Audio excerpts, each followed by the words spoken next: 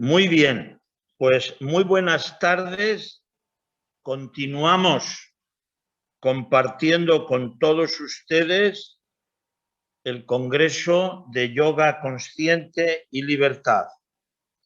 Hoy tenemos el grato placer de presentarles al profesor José Luis Hernán Sáez. Es formador de instructores de yoga, escritor de varios libros como Yoga, el arte de vivir, es miembro de la Asociación Templaria Caballeros Virgilum Templi Anesa al Castillo Templario de Ponferrada, también escritor del libro Templarios Caminantes de las Estrellas, formador de practicantes en la disciplina taoísta Wei Wei y escritor del libro El vuelo del cisne, inspirado en el linaje de síntesis del maestre Serge Renaud de la Ferrière. Entonces, él nos va a compartir la ponencia El espíritu templario en la era de Acuarios. Tengo el placer de presentarles al profesor José Luis Hernán Sáez. Muchas gracias. Gracias a ti, Felipe, por el esfuerzo que estás realizando para llevar a cabo este proyecto tan global. Bueno, pues bienvenidos a todos desde el ASAN de San Martín de Valdeiglesias, el centro geográfico de la península ibérica. Todos sabemos que cuando las cosas están centradas, todo funciona bien. Esperemos que también esto, que nos centremos. Y como dice un amigo mío que está aquí de anciano del ASAN, que se llama Alejandro, el ser templario es un estado de conciencia. El ser templario, el ser budista, el ser cristiano, no son nombres que responden a una religión o un dogma, sino que son estados de conciencia que la humanidad vamos ganando independientemente de la tradición que cada uno lleve y que todas son respetables. Bueno, pues el día de hoy vamos a hablar de ese espíritu templario en esta época en la que estamos viviendo hoy, en la era del Acuarios. Por lo tanto, no me voy a centrar mucho en la historia. La historia ya es muy conocida o a veces disfrazada, pero bueno, es algo a lo que podéis tener acceso a través de las redes. Lo que sucedió, lo que no sucedió, que si fueron herejes, que si los disolvieron o no, no es un punto que a mí me atraiga demasiado. O sea, yo lo que quiero es abordar más ese espíritu de la orden del templo. Vamos a ver un poco la procedencia de esta orden, que no es más que la procedencia de muchos otros movimientos que les llamamos la sagrada tradición iniciática. La sagrada tradición iniciática no es de un lugar específico ni de una época. La sagrada tradición iniciática es algo global, es algo planetario.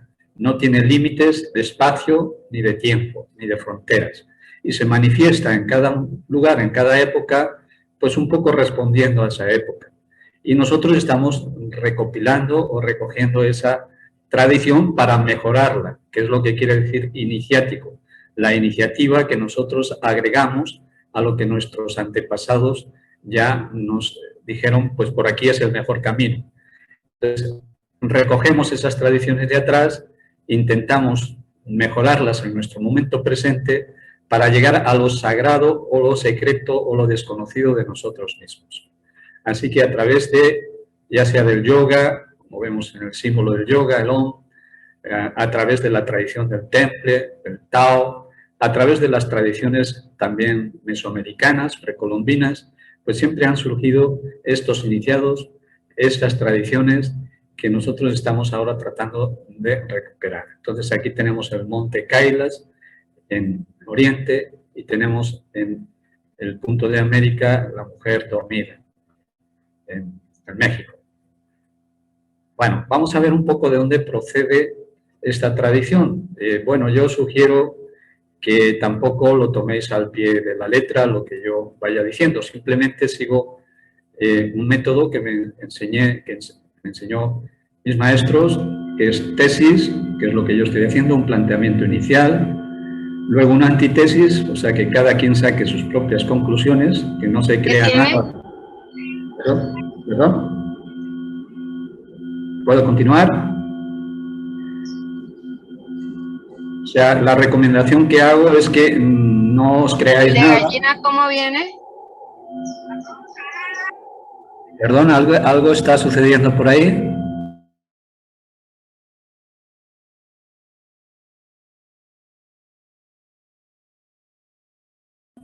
La recomendación que yo suelo hacer es que no nos creamos nada, lo que yo diga o lo que diga cualquiera, porque esa es la posición fácil, rechazar todo, ni tampoco no os creáis nada ni rechacéis nada, siempre es la posición fácil. Lo difícil es, pues, tratar de entender lo que alguien dice en una exposición, contrastarlo con lo que uno ha experimentado y sacar conclusiones, pero para luego llevarlos a la práctica. Entonces, lo que voy a comentar ahora, pues, son estudios que han hecho otras personas, de las cuales, pues, en algunas yo puedo estar de acuerdo, en otras más o menos, pero es un punto de partida para que saquéis conclusiones propias. Hablamos aquí de una antigua tradición, la Atlántida. Algunos la cuestionan y está bien, hay que cuestionar las cosas, pues, para saber de qué van. La Atlántida es un continente mítico del que Platón ya hablaba en su libro, en el Timeo, donde había una cultura bastante desarrollada. Aquí tenemos un mapa que podría ser ficticio, pero nos sirve de referencia. La Atlántida, en medio del Océano Atlántico, aquí sería Euroasia, en la parte de abajo África, el Sáhara cubierto de agua y, pues, América en el otro lado. Este continente, según cuenta Platón, pues hundió y las personas que en él habitaban, pues arribaron a las costas tanto de América como de Asia. Y en estas zonas del mundo extremas, pues los habitantes todavía tenían un desarrollo menor. Entonces ellos arribaron a las costas de Galicia, a las costas de Francia, a las costas de Irlanda, lo que ahora llamamos Finisterres, lo que entonces los europeos, pues, pensábamos que era el fin de la tierra. Estos personajes, pues, fueron los que trajeron la agricultura, la ganadería, trajeron los oficios y pues las gentes que vivían, en este caso en Europa, pues venían haciendo un trayecto que es lo que llamamos ahora el Camino de Santiago o de Compostela, y llegaban a las costas de Galicia, pues, para aprender oficios.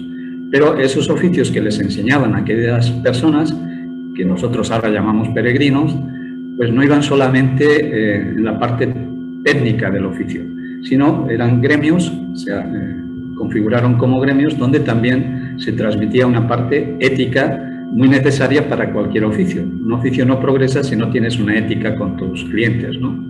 Entonces, bueno, por ahí es como una cosa más congruente o lógica, ¿no? Entonces,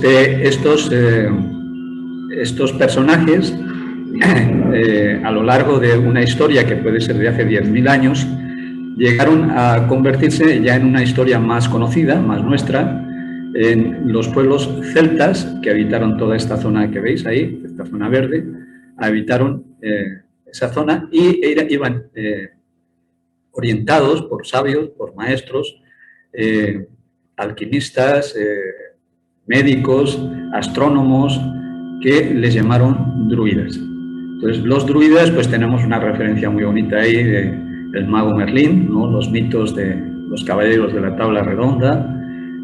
Bueno, para los niños, pues están las caricaturas de Asterix y Obelix, el druida cortando el muérdago de los robles. También se supone que había druidesas, había bardos, que eran los que transmitían la tradición. Los bardos luego, pues, derivaron en lo que luego fueron los juglares, bueno, los que transmitían cuentos y leyendas a través de música y todo esto, ¿no? Entonces tenemos ahí una referencia muy antigua de estos personajes. Nos quedamos que eran druidas, su procedencia posiblemente de la Atlántida, y estos druidas, por ejemplo, en Irlanda, pues cuando el cristianismo, pues, fue avanzando, conquistando territorio, pues estos druidas lo que hicieron es no combatir el cristianismo, porque era una fuerza de empuje que correspondía con la época, ¿no? Entonces lo que hicieron es que se introdujeron dentro de la propia iglesia. Entonces tenemos personajes históricos en Irlanda como San Patricio en el siglo V, San Columbano en el siglo VI, San Borondón.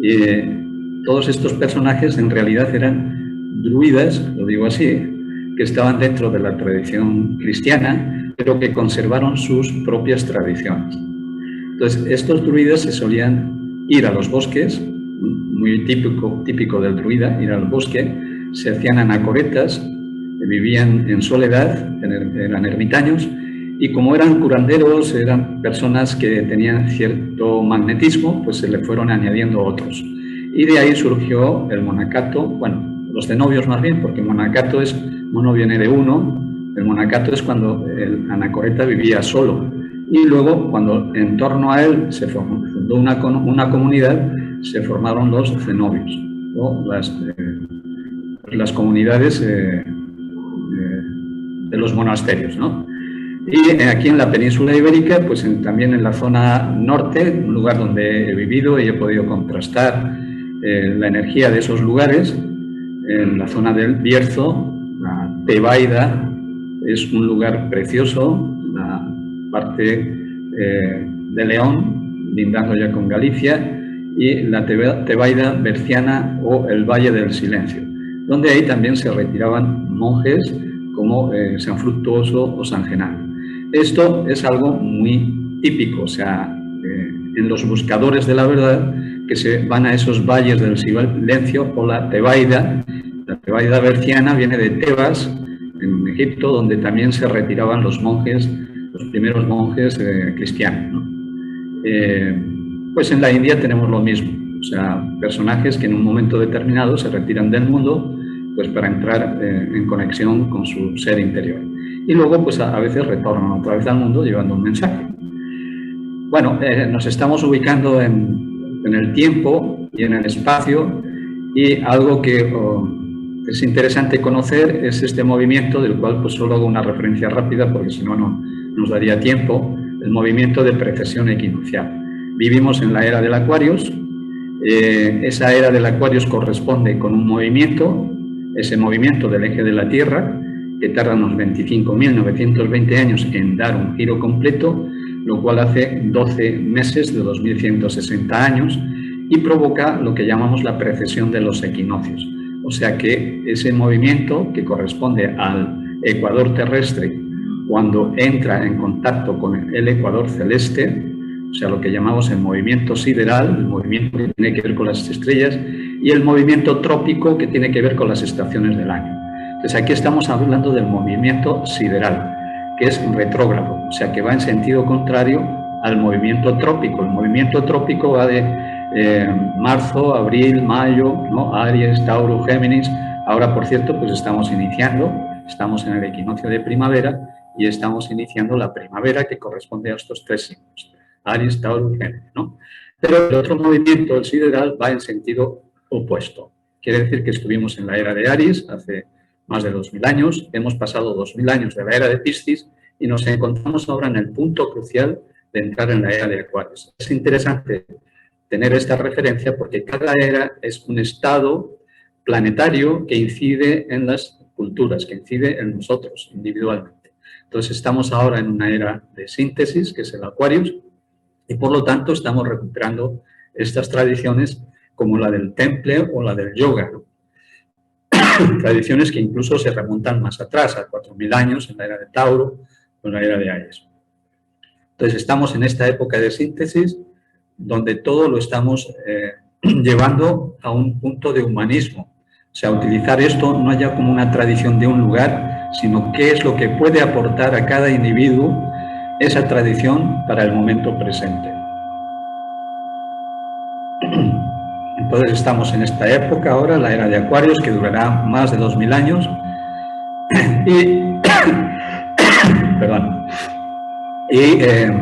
Bueno, vamos a ver un poquito el ambiente donde se desarrollaron los templarios. Era el año 1000 aproximadamente, la Edad Media, y el ambiente pues no era muy propicio para iniciados, era muy propicio para la religión, con sus dogmas, sus creencias, su fe, sus credos, Mientras que la iniciación no se basa tanto en dogmas, creencias, fe o credos, sino en la experimentación. Entonces, la época de experimentación es de ahora, de Acuarios, pero en Piscis no había mucho que experimentar. Era repetir lo que otros decían y punto. Y aquel que se le ocurría hacer alguna innovación, pues lo podía pasar mal, ¿no? Incluso podía perder la vida, ¿no? Se le consideraba hereje, como de hecho pasó con la Orden del Temple. Entonces, ellos viven en un invierno de conciencia, podríamos decir, y tratan de emerger esa conciencia, de emerger en un ambiente poco propicio donde lo que hay es bastante superstición, ignorancia, promesas de salvación en el más allá, y el más acá no cambiamos nada, porque aquí es un valle de lágrimas, venimos a sufrir, entonces no hay nada que cambiar, sino rápidamente pasar por aquí para llegar al paraíso, que es para después de muertos. La iniciación nos dice que si no conseguimos crear, así lo decían los templarios, si no conseguimos crear el paraíso aquí, no lo vamos a conseguir para después. O sea, es el aquí y el ahora es la eternidad. Entonces, en ese ambiente pues también había cosas positivas, como digo, los cenobios, los monasterios, donde se cultivaban las artes, se traducían textos antiguos del griego, textos herméticos, de alquimia, de cábala, ¿no? Dentro de ese ambiente pues, de batallas dogmáticas entre religiones. También hay un ambiente, también cortés, donde se desarrolla ese amor cortés, del cual pues también hay bastante que indagar y que tiene que ver de algún modo. Yo estoy tratando de hacer un paralelismo con el Oriente, ¿no? Es lo que pretendían los templarios también, unir Oriente y Occidente. Entonces, el amor cortés yo lo equiparo un poco pues, en el Oriente con el Tantra Yoga, y el estudio en los monasterios, pues como también lo había en el Tíbet, ¿no? ¿Quiénes fueron los fundadores, ¿no? La Orden del Temple. Primero diremos que el nombre real de ellos no es Orden del Temple, así es pues el nombre popular. Es los pobres compañeros de Cristo y del Templo de Salomón. El nombre es muy importante porque cuando ponemos un nombre a un hijo, pues se los ponemos poniendo con toda una intención, es por algo, nos recuerda algo, sobre todo pues en nuestros antepasados más lejanos, pues les ponían nombres que tenían que ver con la naturaleza o con acontecimientos. Nosotros un poco hemos olvidado eso, pero bueno, de todas formas el nombre nos habla mucho de la persona o del grupo.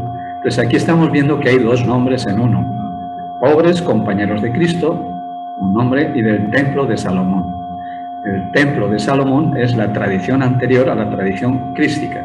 Entonces ellos se van a Jerusalén y habitan en el Templo de Salomón, tratando de recuperar la sabiduría salomónica que viene desde Moisés, que viene desde Abraham y viene desde tiempos más remotos, quizá de Egipto, y Egipto como base donde también recalaron pues los atlantes. Entonces, sus creadores, por ejemplo, pues tenemos a Godofredo de Bouillon y tenemos a San Bernardo de Claraval, de los que vamos a hablar a continuación. Aquí viene un poquito la historia, si luego la queréis repasar. Un minuto, José Luis. Hay como un ruido de fondo, no sé si lo oyes ahí. No, yo no oigo ningún ruido. No hay, pues hay como un ruido. Voy a cerrar la puerta a ver.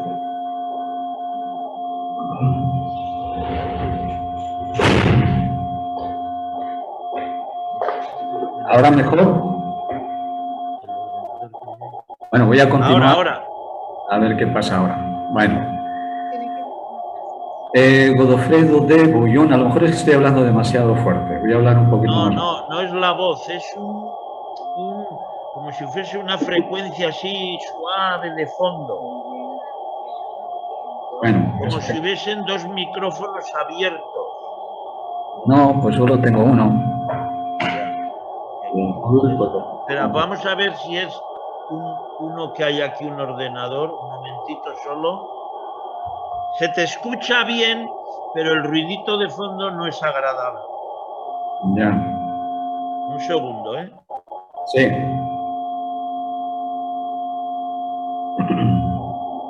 No, y ese de aquí. Pues seguimos teniendo la interferencia suave.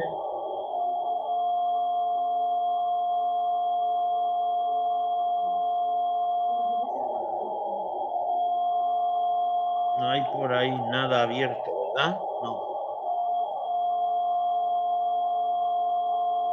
A ver.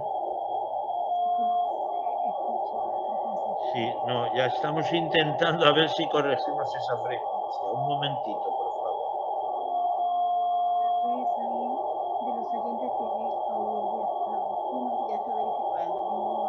No, los oyentes tienen todos el audio cerrado. Y no sé nada. Bueno, ahora me salió ahí unas rayas, no sé si vosotros las veis. No, yo veo bien, no, la imagen tenemos bien. Bueno, pues Bueno, vamos, tú el tono de voz que mantienes está bien, lo único que ese sonido de fondo, pues hombre, es una pena, pero bueno, vamos a hacerlo así. Ha habido un par de momentos que se ha ido, ahora por ejemplo está muy bajo.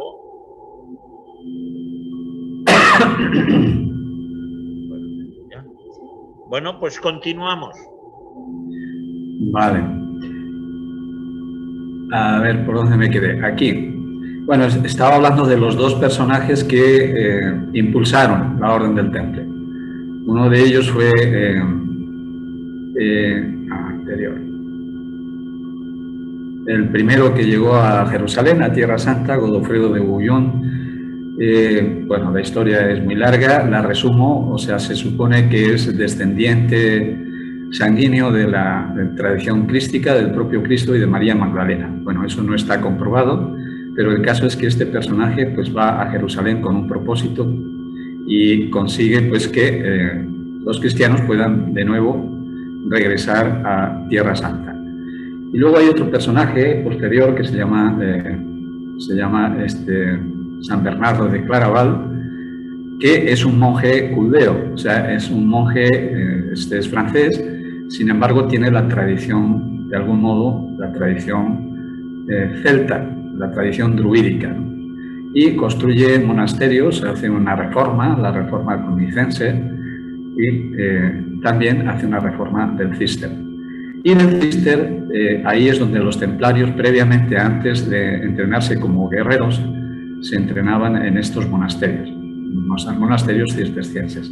Aquí tenemos uno que está aquí cerquita de San Martín de Valdeiglesias, se llama el Monasterio de Santa María de Valdeiglesias, que es cisterciense y está ahora en remodelación. Son lugares muy mágicos que todavía mantienen algo muy potente, ¿no?, a nivel espiritual.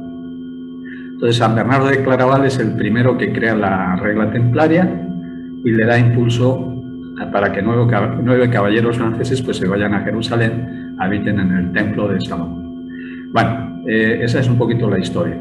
Hay 4 iniciaciones tradicionales en Occidente que corresponden con 4 impulsos del ser humano, que tiene que ver con lo físico, lo energético, lo mental y lo espiritual. Entonces, lo físico tiene que ver con las iniciaciones ascéticas, de las cuales pues, muchos nos hablan los griegos, ¿no? Jasón y los argonautas, por ejemplo, o sea, tienen que pasar una serie de pruebas físicas para llegar a encontrar el vellocino de oro, que es un símbolo de la época de Aries. Hay iniciaciones que son de tipo simbólico, de las cuales pues, la masonería actualmente pues, es una de esas iniciaciones que conservan esa tradición, o sea que a través de símbolos transmiten sus conocimientos, sus enseñanzas. Y hay iniciaciones gnósticas, iniciaciones donde el estudio, la observación, la meditación es el básico. Y por último están las iniciaciones místicas, que principalmente la Orden del Temple está dentro de ese ámbito. Una organización que fue tanto guerrera como monástica. Incluía las dos cosas, un aspecto raro, ¿no?, de conciliar.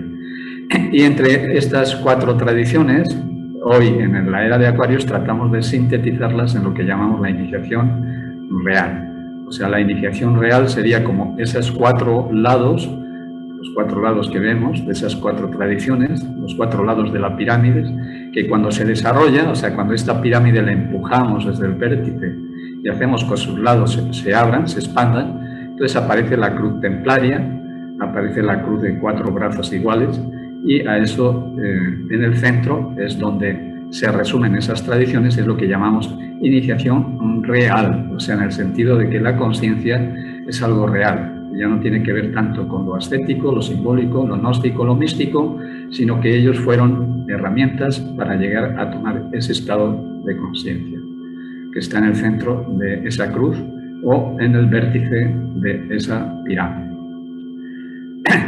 Hacemos una comparación con el yoga, pues vemos también que tenemos lo mismo, porque decíamos que las tradiciones iniciáticas en distintos espacios, pero distintos tiempos, pero en resumen, la búsqueda humana es la misma y los humanos tenemos las mismas capacidades en todos los sitios y trabajamos con las mismas herramientas, con nuestro cuerpo. Entonces, por ejemplo, en el yoga, pues tenemos el Hatha Yoga a través de las asanas, las posturas, o sea, el ejercicio, una alimentación adecuada, una higiene, es la iniciación ascética de nuestro momento. Trabajar con estas herramientas, con el yoga, ¿no? Con el yoga en general. Tenemos las iniciaciones simbólicas que tienen que ver con las emociones, con los sentimientos, y que el yoga lo plantea a través del karma yoga, o sea, como instrumento para equilibrar nuestras emociones. Y ese equilibrio se da a través del servicio, primero a sí mismo.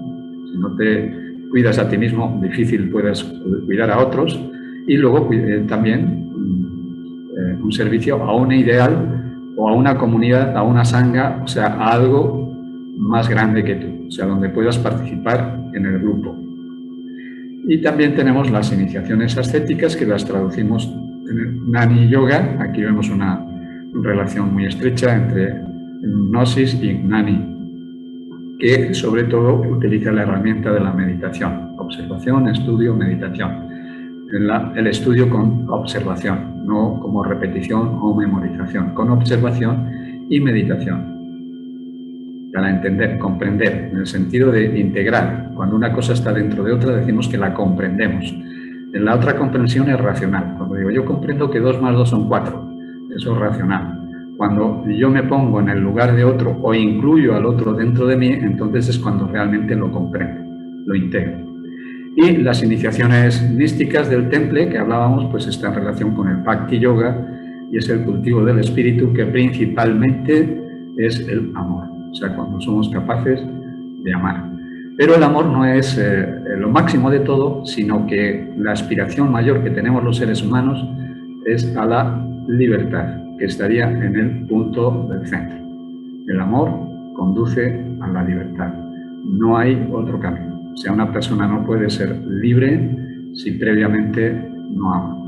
Amor y libertad son una dualidad que es una, no hay dualidad. Es una sola cosa. Nosotros la contemplamos con dualidad, pero no hay tal, ¿no? Es una unidad. Amor y libertad es lo mismo.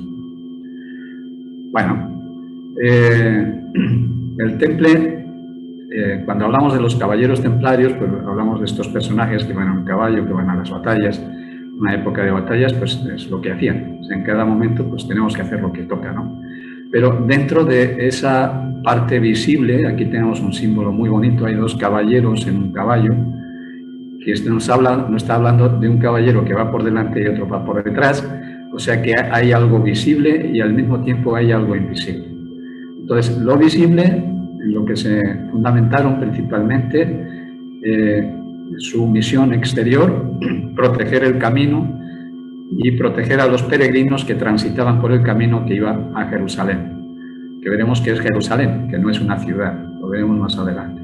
Entonces, proteger el camino era su propósito externo, conocido, social, pero también hay un propósito más interno que corresponde ya al espíritu templario, ya no solamente a ese caballero que lucha, sino a los grandes maestres dentro de la orden. No todos los templarios eran iniciados, no todos los templarios tenían la conciencia, sino que había templarios que cumplían función o eran también novicios o iban en el proceso, como vamos, todos somos aprendices, hasta que llegamos a ese estado de conciencia de temple. O sea, templario tiene que ver con temple. ¿Y temple qué quiere decir? Pues estar en equilibrio, estar en ese centro, en ese punto central, donde ni me voy al pasado ni al futuro, sino que estoy viviendo el presente constante y continuo. Entonces, ahí están los grandes maestres, cuyo propósito pues tiene que ver con la hierofanía. Hiero quiere decir sagrado, fanía quiere decir hacer, ser lo sagrado. Hierarquía, que no es la jerarquía, entendemos la jerarquía con J como el que más manda, el que tiene más poder y tiene a los demás sometidos a su voluntad. Entonces, eso es una desfiguración que hemos hecho de la H transformada en J, cuando realmente idioma original castellano no existía la J, era la H, hierarquía, y volvemos a este término, hierofanía, sagrado, y jerarquía, o sea, el gobierno de lo sagrado. O sea, crear un gobierno en aquella época, pues de lo que había, pero un gobierno mundial al que todos, pues, hablan de conspiranoias y cosas de ese tipo, pero es que es hacia donde vamos. Luego que ese gobierno mundial, pues, gobierne mejor o peor, pero no hay otra. O sea, vamos hacia una globalidad. Y también propiciaban el sincretismo.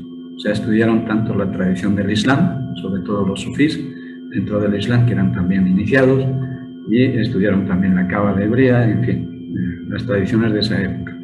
Y desarrollar también la creatividad como instrumento para mejorar la creación. La creación ya está hecha y esa no la podemos mejorar. Lo que hay es lo que hay, ya está bien. Pero dentro de eso que hay, nosotros podemos mejorarnos a nosotros mismos a través de nuestros actos. O sea, hacer un acto de creativo, ser copartícipes, co-creadores con la creación. El objetivo de la Orden del Temple, pues ya lo vamos intuyendo, es el encontrar el Santo Grial.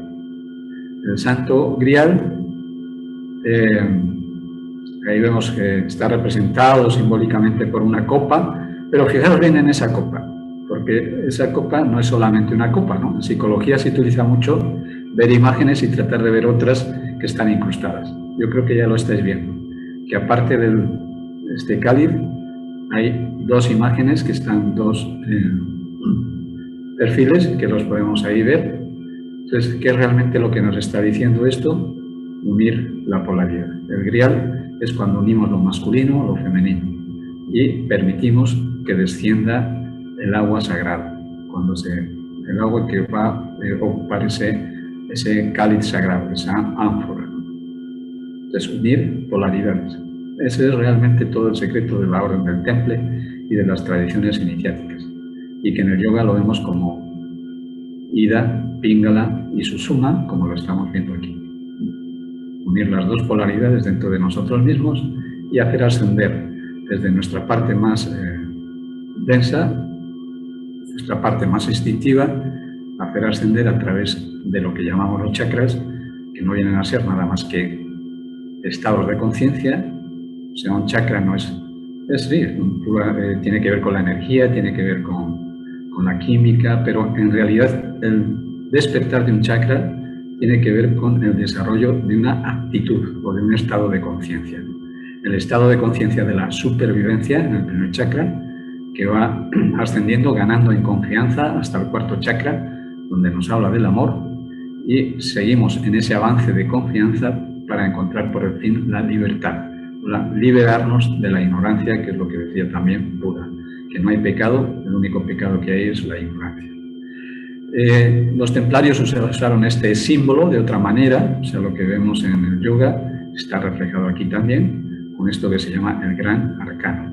O sea, arcano quiere decir antiguo, el gran conocimiento de los antepasados, de los antiguos. Este gran arcano, y que tiene su relación también con lo que hablaba antes, de cuidar el camino que lleva a Jerusalén. La Jerusalén celeste, no la Jerusalén aquella de las batallitas que todavía estamos viendo, ¿no? La Jerusalén celeste no viene a ser nada más que nuestra parte superior, o sea, lo que hablamos del séptimo chakra, o sea, la iluminación. Entonces, el temple cuidaba el camino, o sea, cuidaba el ascenso por la vía central, Kundalini, o el conocimiento, para que las personas adquirieran alcanzar la ciudad sagrada de Jerusalén. Salem quiere decir la ciudad de la paz. O sea, la paz solamente es posible a través de este estado de conciencia. De aquí para abajo siempre estaremos en pleitos, en dualidades, en pleitos y en guerras, ¿no? Y es lo que se llama el grial, que no es ni más ni menos que la inmortalidad. O sea, descubrir nuestra parte inmortal, ir más allá de nuestras funciones físicas, emocionales, mentales, que son transitorias, que están en relación con el mundo que estamos viviendo y que nos sirven como herramientas para encontrar el santo grial, o sea, el ser que habita dentro del humano. Nos llamamos seres humanos. No somos solamente humanos, también somos seres, y el ser es la Jerusalén del Este, o el ascenso de la Kundalini a la Jerusalén. Que también pues, se habla míticamente que Jerusalén tenía, como todas las ciudades amuralladas, ¿no? Tiene puertas de entrada, tenía 7 puertas y una 8ª puerta oculta. Entonces tenemos en nuestra cabeza, si contamos los orificios, 2 ojos, 2 orificios en la nariz, 4, 2 en las orejas, 6 y 7 la boca. Pero esas 7 puertas son las puertas de acceso público. Siempre se habla de una 8ª puerta. El número 8 también tiene un gran significado. La 8ª puerta, o la puerta secreta, por donde se puede entrar y salir de esa ciudad sin ser visto, ¿no? Entonces esa 8ª puerta no es nada más que el hueco occipital, o sea, la inserción que hace la columna vertebral a través del hueco occipital en el cráneo. Entonces esa es la puerta de entrada o la puerta oculta de Kundalini para iluminar la ciudad sagrada. Bueno, vamos descifrando todos estos símbolos para darnos cuenta que en realidad el mensaje siempre es el mismo, ya sea a través del yoga, los templarios, Zen, budismo, Islam, da igual. Su divisa era non nobis domine, non nobis, sed nomini tua da gloria, que del latín pues únicamente quiere decir no en nuestro nombre, Señor, no en nuestro nombre, en el nombre de tu gloria. O sea, que eran servidores, lo que hablamos ahora del Karma Yoga, servidores al propósito de la vida superior, de la vida del ser.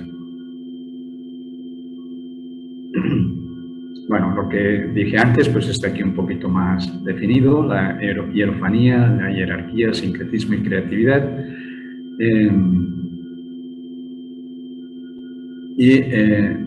Bueno, pues crear un estado de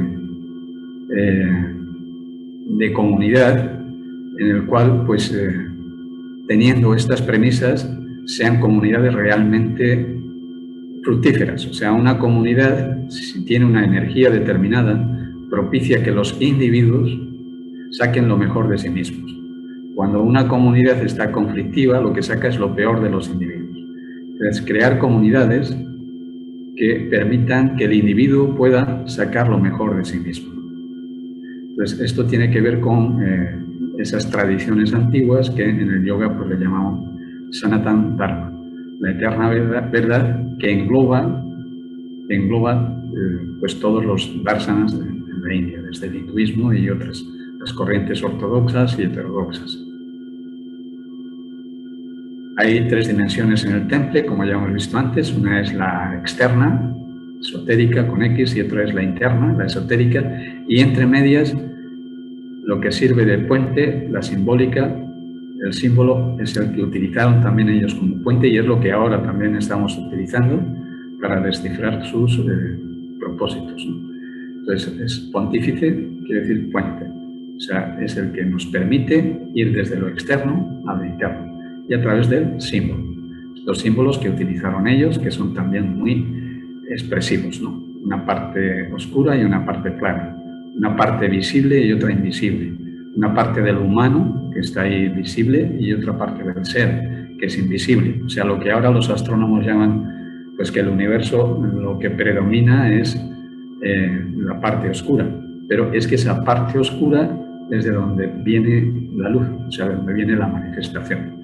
Eso hay que meditarlo detenidamente. O sea, cómo de la oscuridad proviene la luz y de la luz pues se retorna de nuevo a la fuente, de lo desconocido a lo conocido.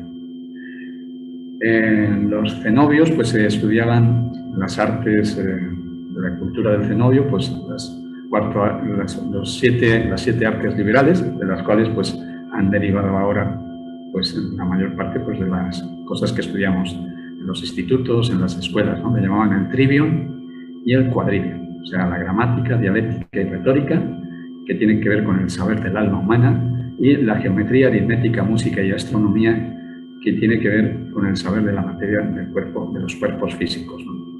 Uno humano y otro más bien externo, uno interno y otro externo, uno que tiene que ver con la persona, cómo se expresa, cómo hace sus conversaciones, de qué manera bella las puede adornar, ¿no? Las puede transmitir, y otro que tiene que ver más con la parte material, ¿no?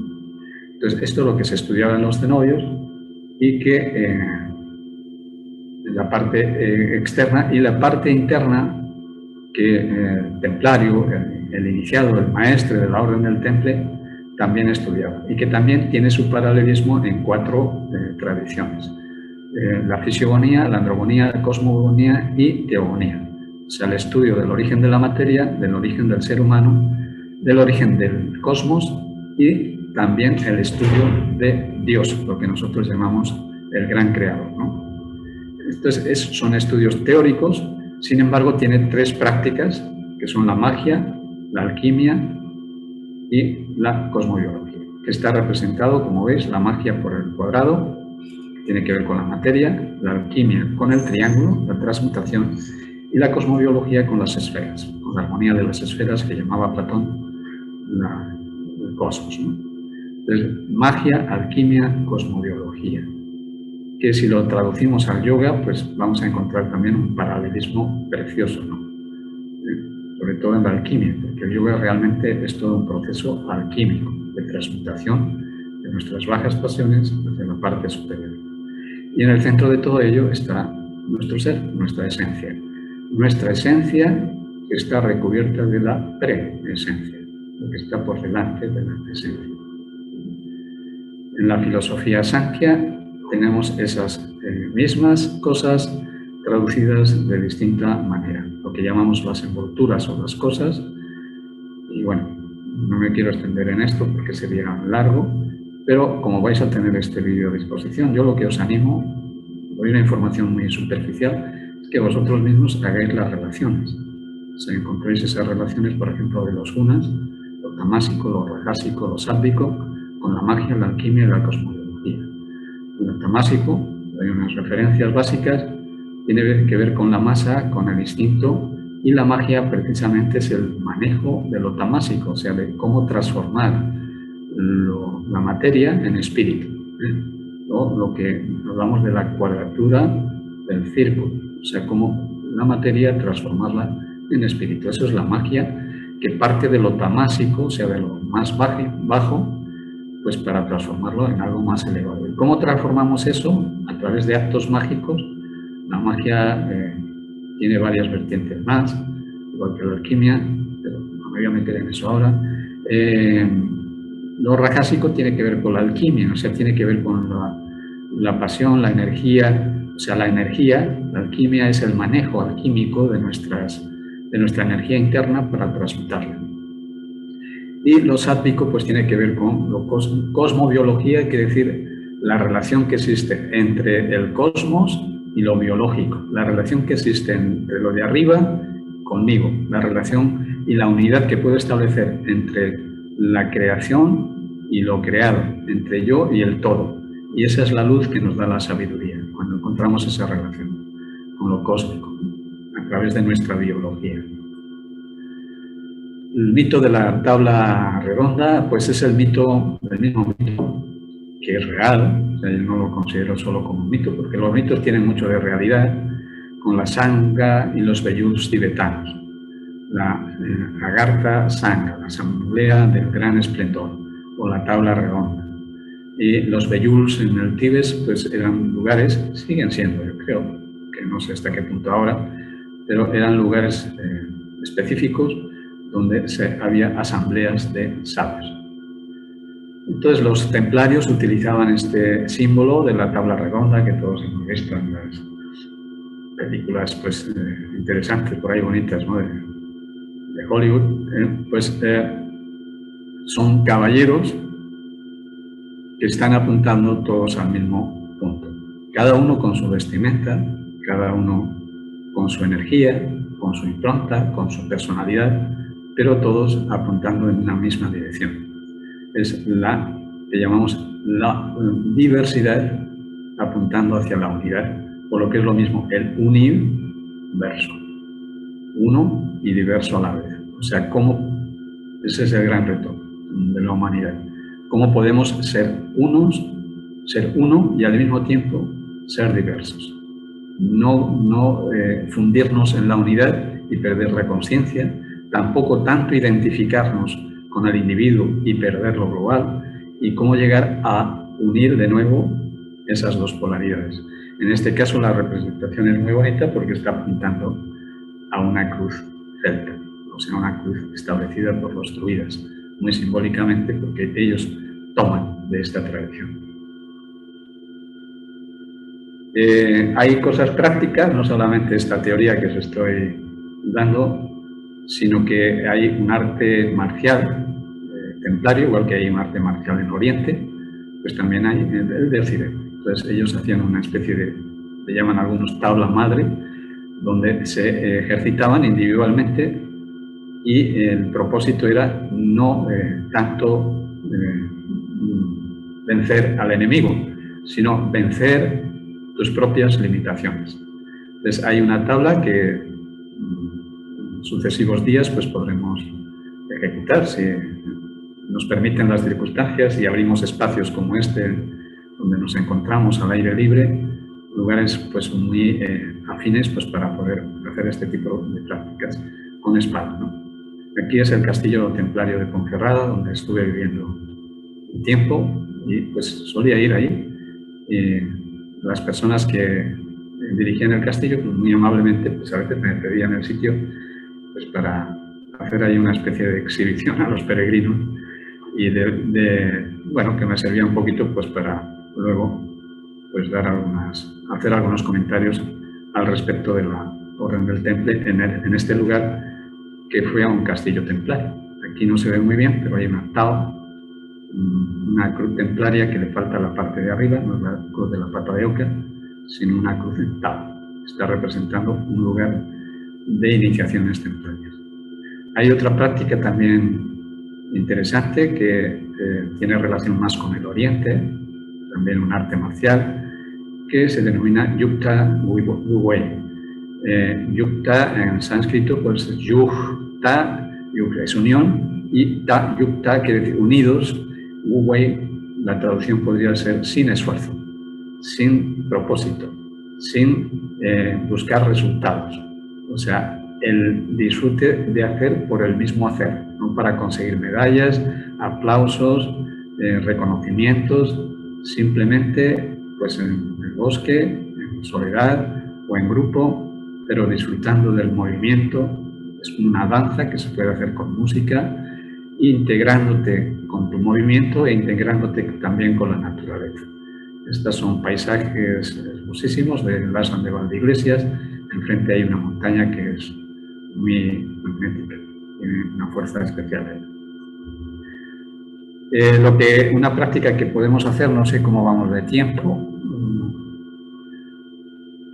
que a lo mejor lo podemos dejar con esta práctica, porque me queda mucho, pero no lo voy a contar todo. ¿Vamos bien? 15 minutos. 15. Bueno, pues vamos si me queréis seguir en esta práctica para tener algo que podamos hacer de forma real, esto se llama, el movimiento se llama Kala Hamsa. Hamsa quiere decir cisne, ganso. En nuestro idioma castellano tiene muchas palabras que vienen del sánscrito y una de ellas es esta, Hamsa, ganso. ¿Bien?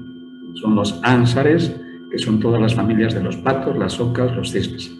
Entonces, utilizamos esto como un mandala, un cisne con su curvatura del cuello y otro cisne con su propia curvatura, para seguir y aprender rápidamente el movimiento. No consigo poner mi imagen. Mi imagen no la veis, ¿no?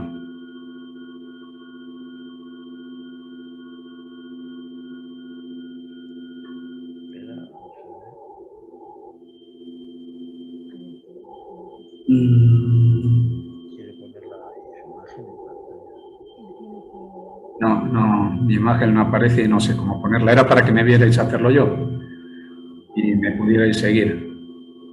A ver.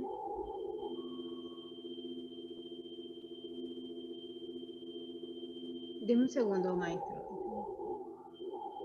Bueno, no. Aparece ahí una imagen que tengo grabada, pero no aparezco yo.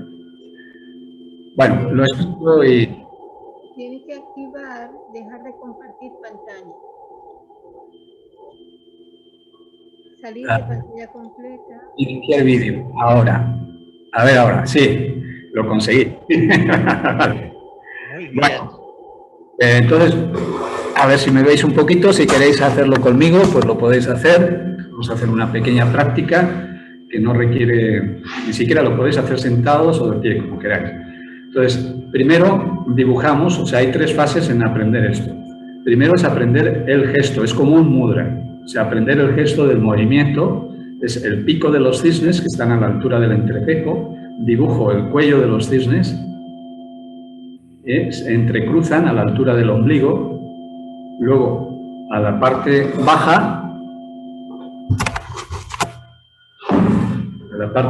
y luego culmina en el corazón. Entonces es fácil de aprender porque es dibujar el perfil de 2 cisnes, combinarlo con la respiración. O sea, cuando tomo aire, abro, cuando suelto aire, cierro, cuando tomo aire, abro y cuando suelto aire, cierro. Esa es la segunda parte. Primera parte, aprender el gesto. Segunda parte, combinarlo con la respiración. Y la tercera parte, convertir el movimiento en una meditación, que es lo que quiere decir kala. Kala quiere decir tiempo, el cisne sin tiempo. O sea, tratar de entrar en ese no tiempo a través de un movimiento que integra el mudra, el mandala, que son los 2 cisnes, y un estado meditativo que implementamos al movimiento, combinado con la respiración, ¿vale? Entonces, cuando yo pongo las manos en el entrecejo, estoy señalando la mente, y el gesto que estoy haciendo es que abro mi mente. Cuando pongo la mano izquierda debajo del ombligo y la derecha encima del ombligo, izquierda, derecha, abajo y arriba, estoy centrando mi energía, el ki. Estoy diciendo, ahora mi energía se equilibra, se centra.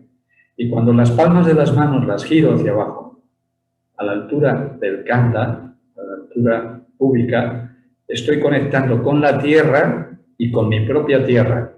Estoy conectando con la energía de la tierra, con Kundalini, la Kundalini terrestre y la Kundalini interior tuya, ¿no? Entonces, hago que todo ese potencial, esa energía, la transmuto, la elevo voluntariamente, a través de la voluntad la elevo y la traigo al 4º chakra, que tiene que ver con el abrazo místico o el amor. Entonces, el relato que estoy haciendo con palabras, luego lo transformo en algo sin palabras, a través del gesto. Lo hacemos con palabras para aprenderlo, o sea, abro mi mente, equilibro mi energía, conecto con el potencial de la vida y la abrazo incondicionalmente con amor. Entonces, cuando se equilibra mi mente, mi energía, mis instintos, y abrazo a la vida amorosamente, me libero de mucha ignorancia, de mucha superstición, alcanzo un estado de conciencia, de templario, de temple, de equilibrio. Entonces, pues podéis hacerlo si queréis, es abro mi mente, equilibro mi energía, conecto con el potencial de la vida y la integro con amor.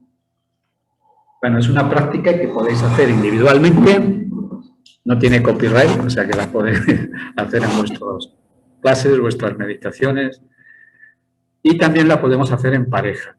Esta estatuilla, pues para mí es muy representativa porque me la regaló mi maestro poco antes de morir, el maestro José Marcelli, Noli, y es lo mismo que hacemos individualmente, que estamos viéndolo ahí. Podemos ponernos enfrente de otra persona y hacemos lo mismo, pero entre los dos. Entonces, aquí ya no es mi energía, mi mente, sino nuestra energía, nuestra mente, O sea, es crear la unidad partiendo de la polaridad. Es una práctica bellísima, muy bonita para hacerla con aquella persona que nos sentimos pues, muy cercanos y establecer un vínculo todavía más poderoso, más potente. Luego hay otras prácticas que se pueden hacer también sin bastón o sin espada, mano vacía, como vemos esto, para hacerlo en grupo. Esto, si estáis interesados, pues tampoco tengo la exclusiva de nada, o sea, la enseño a quien quiera, que luego, pues, a su vez, pues, la vuelvo a enseñar de la mejor manera que sepa. Hay otra que también es la danza de Shiva y Shakti, esta representación que tenemos, esta famosa estatuilla, donde está representando que Shiva está venciendo al enano del olvido a través del baile sobre un círculo de fuego. Tiene muchos más símbolos, o sea, es un mandala precioso para descifrarlo, pero lo que nos queda siempre es la misma cosa, o sea, vencer al olvido de quién somos realmente, a través de la danza, que igualmente puede ser individual o más bonito también en pareja. La danza de Shiva, con música, es algo fabuloso.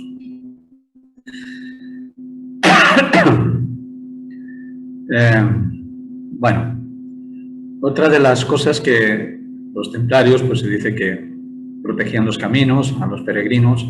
Las peregrinaciones, pues es algo que siempre ha existido en todas partes del mundo. Tenemos las peregrinaciones que se hacen al Monte Kailas y también siempre tenemos esta dualidad en cualquier peregrinación. La dualidad, por ejemplo, que hacen los monjes Bon y los monjes budistas. Los monjes Bon circundan el Kailas girando hacia la izquierda. O sea, siempre la montaña la van dejando al lado izquierdo. Mientras que los budistas, ellos lo hacen girando hacia la derecha. La esvástica, la eswástica, que no tienen nada que ver con los alemanes. Los alemanes se apropiaron de este símbolo antiguo que es más tibetano, ¿no? Entonces, vemos como unos, pues su tendencia es izquierda, contacto con la Tierra, y otros derecha, contacto con el cosmos. Y las dos fuerzas son necesarias. Hay que contactar con lo de abajo y lo de arriba para crear esa unidad. Entonces, ¿qué es lo que hacen los yogis? Tenemos aquí, por ejemplo, una imagen de, bueno, comentaba Felipe, de la tradición a la que muchos, pues, los que estamos por aquí, algunos pertenecemos, es a la tradición del maestre Serge Renaud de la Ferrière. De hecho, lo que estoy diciendo es, pues mucho de lo que he aprendido de su linaje, de su tradición. Él hizo un peregrinaje a la India y, pues podríamos decir que fue un Paramahamsa. Muchos hemos leído ese libro, ¿no? Paramahamsa Yogananda, pero lo importante es saber qué es lo que significa esta palabra. Para, una vez más, una palabra sánscrita que la hemos metido en nuestro propio diccionario. Para quiere decir más allá, maha, algo majestuoso, algo grande, hamsa, volvemos aquí otra vez al hamsa, ¿os acordáis? El cisne, el amsar, los ansares.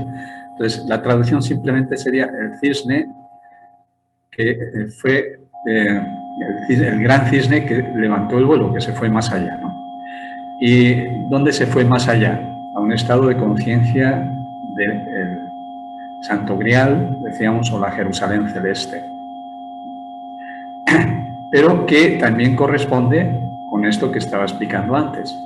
O sea, para ninguno de los Bon o budistas, incluso los hinduistas, que también hacen sus peregrinajes ahí, dicen que arriba del monte Kailas radica Shiva. Entonces, para ellos, donde radican los dioses, es irrespetuoso ir donde radican los inmortales, o sea, los dioses. Se tienen prohibido ascender al Kailas. No se puede subir, solamente se puede circundar. Pero el yogi es un tanto irreverente, ¿no? El yogi no se queda con estar en la ladera de la montaña, o sea, la sube. Y se hace un poco herético, diríamos, ¿no? O sea, pretende ir donde están los dioses, subir a la montaña. Entonces, eso es lo que quiere decir Paramahamsa, el que ha ascendido al Kailas, el que ha subido a la montaña sagrada representada externamente por el Kailas, después de pasar los 7 estadios, 1, 2, 3, 4, 5, 6 y 7, y alcanzar la iluminación, que sería el octavo, lo bonito. Entonces, bueno, pues ahí vemos este simbolismo precioso representado por el maestro de la Ferrier y otros yogis que también pues, ascendieron el Kailas y adquirieron, pues digamos, esa denominación, ¿no? Paramahamsa. Aquí tenemos el cisne que levantó el vuelo, Monte Kailas, aquí una imagen simbólica. Hay una leyenda muy bonita ahí entre los budistas y los Bon, que hicieron una competición. Bueno, eso os lo dejo para que lo investiguéis vosotros, porque en el Tíbet pues, los budistas, aunque llegaron después de los Bon, pues tuvieron más preponderancia que los Bon. Los Bon fue una tradición anterior al budismo, una tradición más de origen mongol chamánico. Bueno, y esto también los vimanas, o sea, en la India, pues los Vedas pues se representan a Brahma, a los grandes, la triunidad cósmica de la India, se representan volando sobre vimanas o sobre aves, ¿no? Los vimanas. Aquí en Occidente pues también tenemos nuestros peregrinajes, lo hemos hecho en alguna ocasión, lo seguiremos haciendo cuando se pueda, hemos ido con algunos grupos, tratando de hacer un peregrinaje no de turigrino, como a veces llaman a los que protestan por todo, ¿no? Que al albergue le falta esto, que no hay papel higiénico, que no sé qué. Los turigrinos, ¿no? Que quieren encontrar las mismas comodidades en el camino que en su casa. Y el peregrino, peregrín quiere decir el que camina por el verde, los que iban a Galicia, y no tratan de que el camino se adapte a mis necesidades y el libro de reclamaciones, ¿no? Sino me dan y no está todo a gusto como yo quiero, sino que él se integra al camino. Entonces, el verdadero peregrino disfruta del camino porque él y el camino son uno. No está en contra del camino. Se unifica con el camino, entonces el camino de Santiago se convierte en el camino de Compostela. Esos dos nombres, volvemos otra vez aquí a los nombres, el camino de Santiago de Compostela. El camino de Santiago es un camino religioso, donde se va a besar a un santo, a una reliquia, una persona que se supone que está ahí muerta, pero que a veces hasta tampoco es muy seguro que esté ahí Santiago.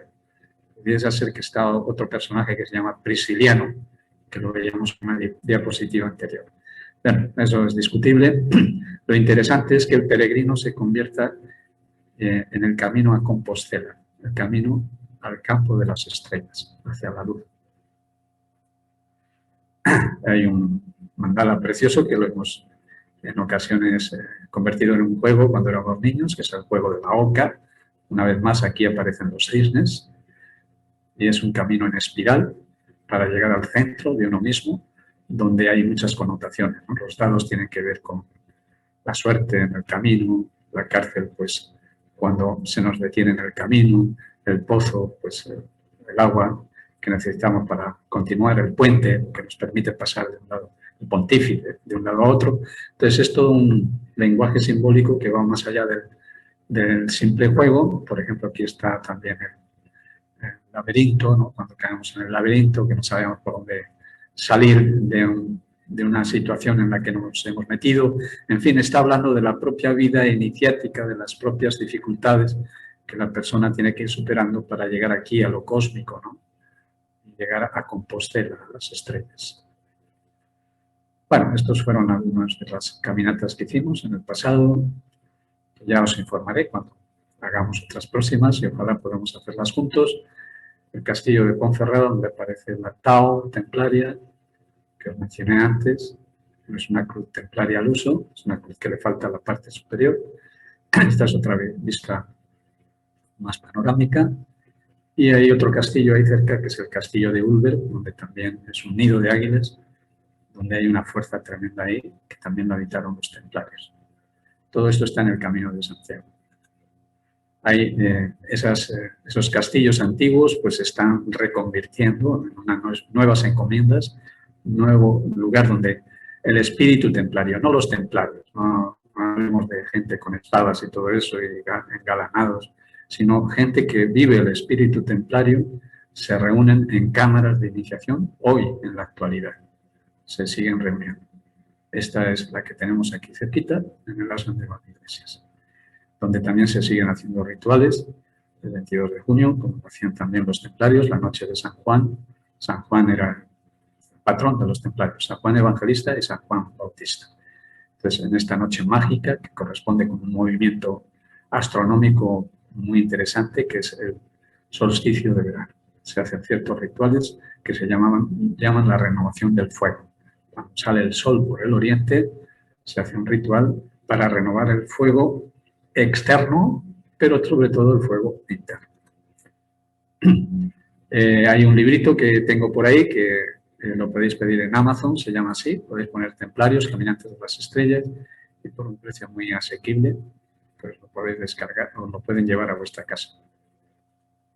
Y el próximo 6 de abril empezaremos un ciclo de actividades donde continuarán el 12, 14 y 16 en un lugar muy bonito que se llama Espacio Ronda, aquí en Madrid. O sea que los que viváis en Madrid, pues estáis todos invitados porque es una actividad gratuita y también la van a filmar, la van a poner en YouTube para los que estáis más lejos y podéis asistir libremente. Bueno, como hay limitaciones de cupo ahora, pues los primeros que lleguen supongo que serán los que puedan entrar y los que no, pues se quedan al margen. Pero bueno, será grabado de todos modos.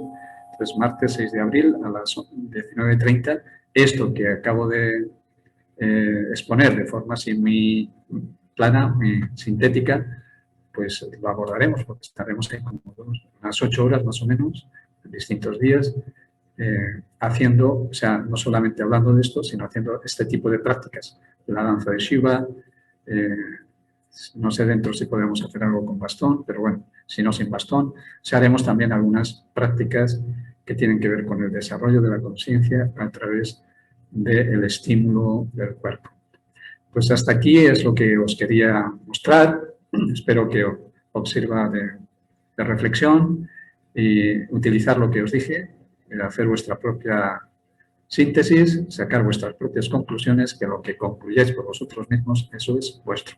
Que lo que yo os haya dicho, pues seguramente se os va a olvidar enseguida, como a mí me pasa también. Pues adelante, Felipe, si hay algo que queráis comentar, preguntar o decir, o lo dejamos aquí, como veáis.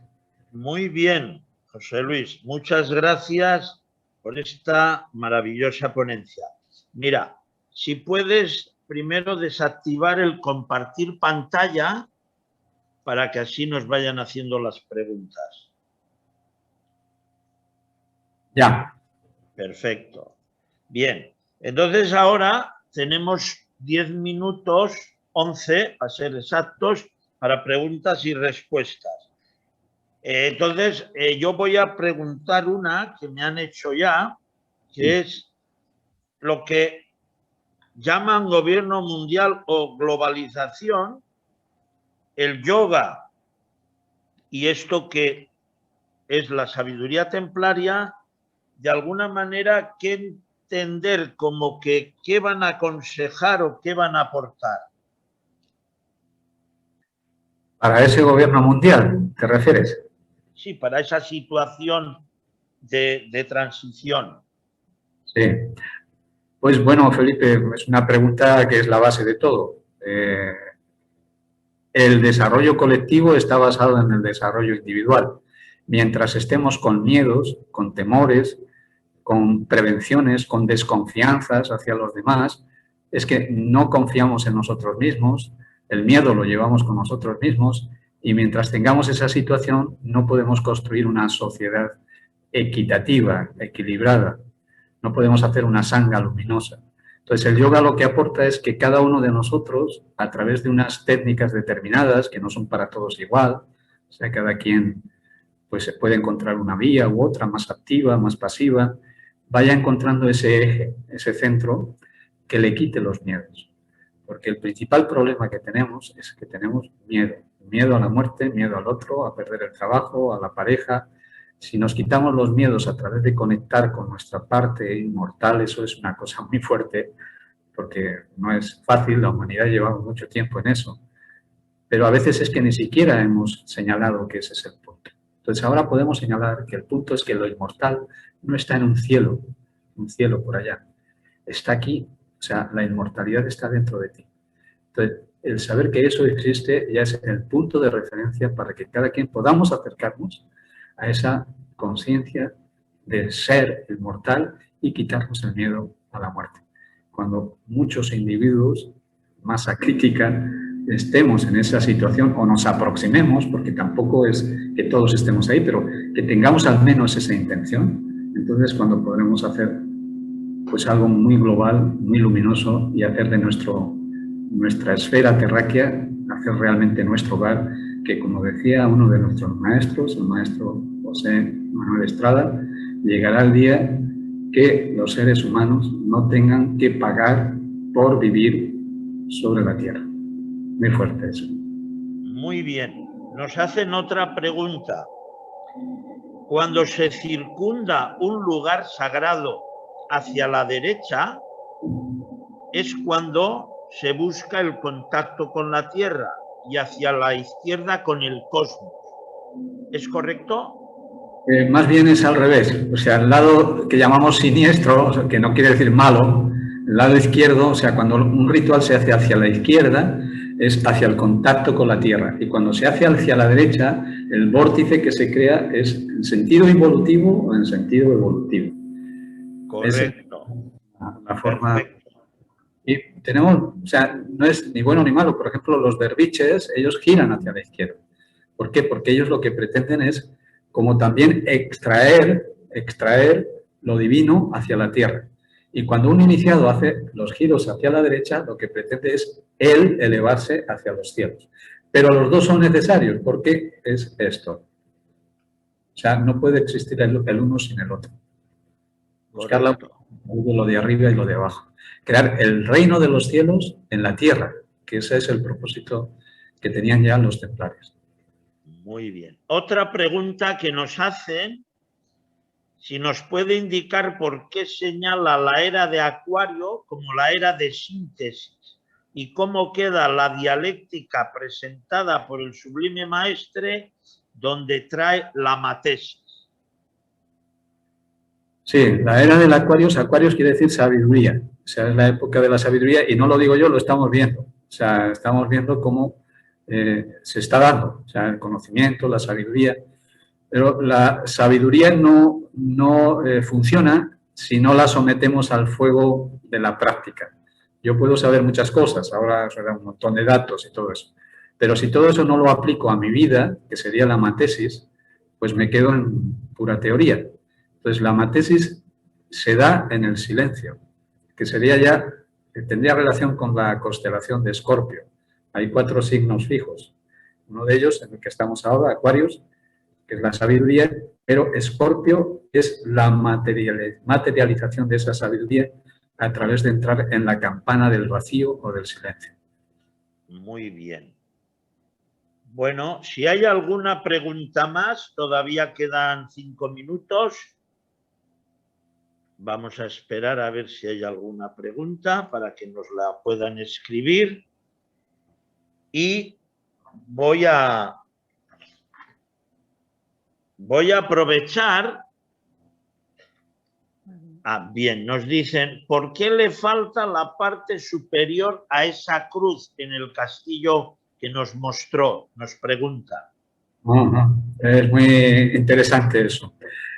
Supongo que tenéis la idea de la cruz paté, una vez más, el pato, paté.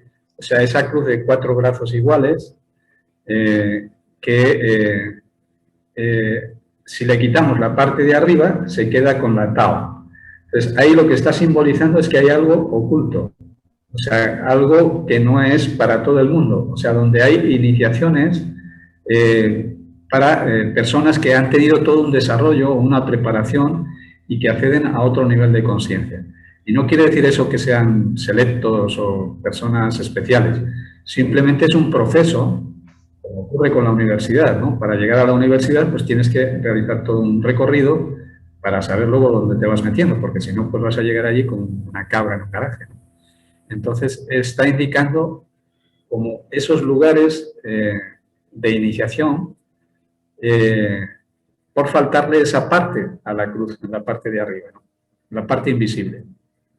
Muy bien. Bueno, pues decir que hemos recibido muchas muestras de agradecimiento que nos mencionan excelente exposición y voy a aprovechar para decirles que mañana la ponencia es la venerable abuela Nakin de la tradición maya y nos va a hablar del yoga maya, y también la profesora Marta Luz nos hablará el Tok Chok como práctica dinámica en el yoga tibetano. Entonces, bueno, pues José Luis, un placer siempre cuando te veo o nos vemos, indudablemente me transportas a años que éramos bien jóvenes y, ¿verdad? Vivimos y seguimos viviendo cosas maravillosas que eso, pues, sinceramente vale la pena, ¿no? Muchas gracias por tu colaboración y, indudablemente, vamos a seguir comunicándonos y compartiendo, que siempre es un verdadero placer. Pues ahora dejaremos 10 minutos de receso y ya entraremos con la siguiente ponencia. Y José Luis, si nos quieres decir algo antes de dejar esta conexión, tienes. Pues simplemente el eslogan templario, non nobis domine, non nobis et nomini tua da gloria. O sea, lo que hagamos no es para nuestro beneficio, sino para beneficio de todos, que al final redunda en nuestro propio beneficio. Muy bien, muy bien. Felipe, muchas gracias por esta iniciativa. Bueno, 10 minutitos y continuamos.